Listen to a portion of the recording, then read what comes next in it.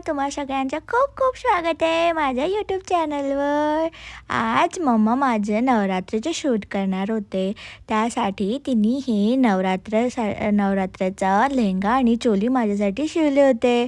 तिने काही क्लिप्स इथे ॲड केले, ती जे शिवत होते ते, आणि नंतर मग ती विसरली क्लिप्स रेडी करायचे। सो जितकं आहे तितकंच तिने इथे ॲड केलं आहे। तुम्ही सगळं बघा आणि माझ्या मम्माला शाबासकी द्या, तिने किती छान काम केलं आहे।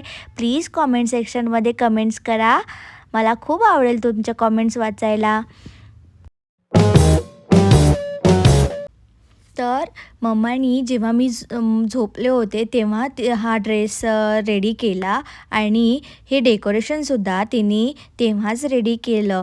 हे मी झोपून होते त्यावेळेला तिने हे सगळी तयारी करून ठेवली, कारण जेव्हा मी उठते तेव्हा मी खूप छान फ्रेश मूडमध्ये असते असं तिचं म्हणणं आहे। सो ती म्हणत होते की मी जेव्हा चांगल्या मूडमध्ये राहणार तेव्हा हिचे शूट्स करून घ्यायचे, मग ही चिडते रडते तर ते दाखवायचं नाही कॅमेऱ्यावर, म्हणून मग तिने हे असं सगळं आधीच प्लॅन करून ठेवलं।